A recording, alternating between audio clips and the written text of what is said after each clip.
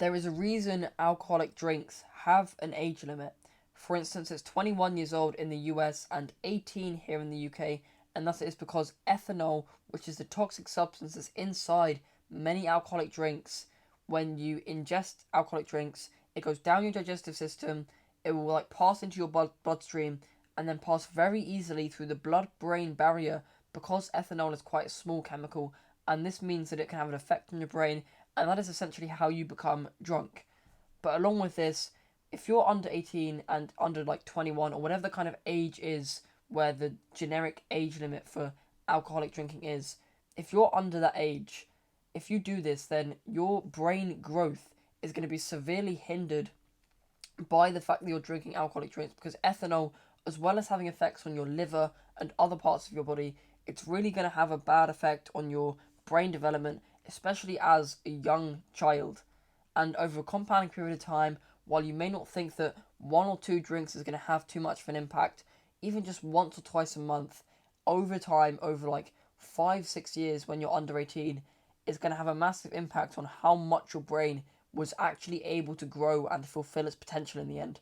And along with other chemicals like vapes, cigarettes, which are really popular among youths and in general in the modern day, this stuff really does have much of an impact on your health and on your brain development, and it really can screw with just your brain's ability to just grow and fulfill its like actual potential.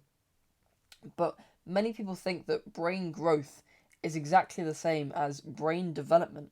But brain growth and brain development are two entirely different things. Your brain will stop growing at 18 and like around that kind of time. And that is why alcoholic drinks are not supposed to be consumed under that age, because your brain will not grow as much if you like continuously sort of drink that sort of stuff. But your brain never ever stops to develop. Your brain will always be continuously learning, because if your brain stopped developing, you would never ever learn anything new.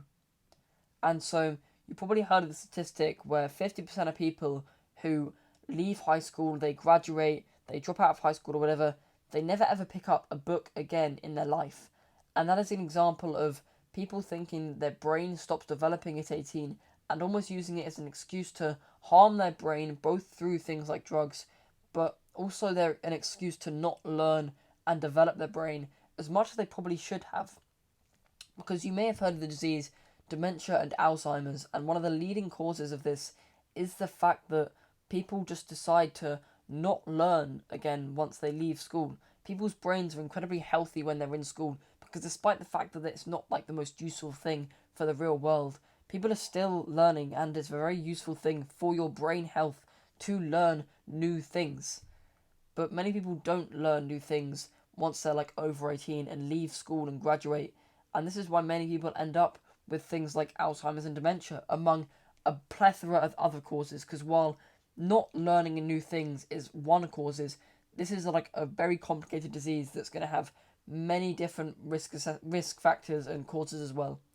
But the fact is, if you currently do drink a lot of alcohol, it's going to mean that your ability to learn new things is also severely impaired.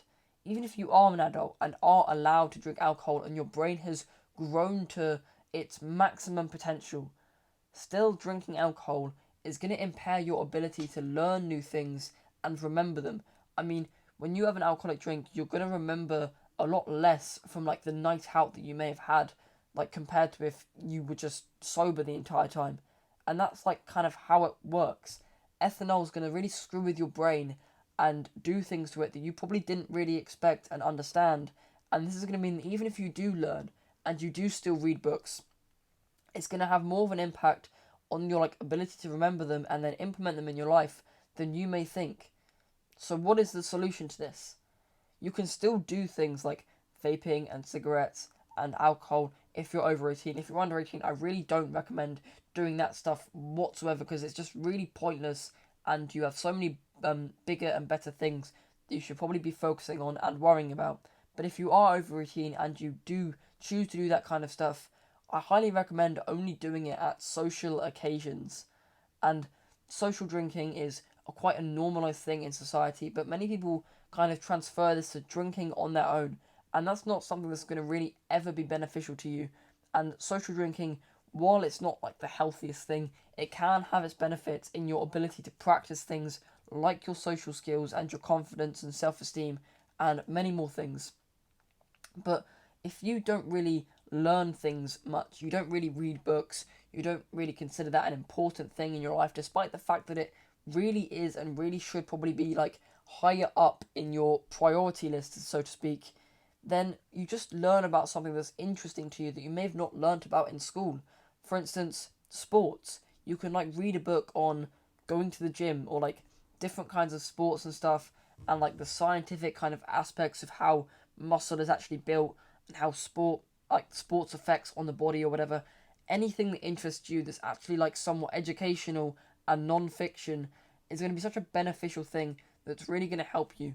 Even just 10 pages a day of a book that's interesting and educational on personal development, whether it's finance or social skills or just mindfulness and meditation, anything that's educational that you can learn from it and then implement it in your life, that is going to be so beneficial to you, even if it is just a small amount, like 10 pages a day.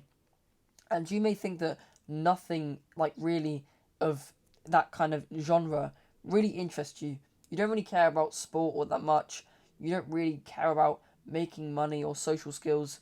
Then honestly, I would just read like an interesting book on science and health. There are so many books out there that talk about your diet. And personally, for me, because I'm quite a scientific person, I find that stuff quite interesting. It may seem like weird and nerdy, but reading books on diet and like science and health, it's all quite chemical and complicated and incredibly interesting to know what really happens inside your body. So that may be something for you to consider if like you don't really find much interesting in financial books or social skills books and all that kind of stuff. And with that, I hope you found value out of this video, and I also recommend subscribing because I love this community of young tribal people who are willing to improve themselves so much more than they already have, and good luck.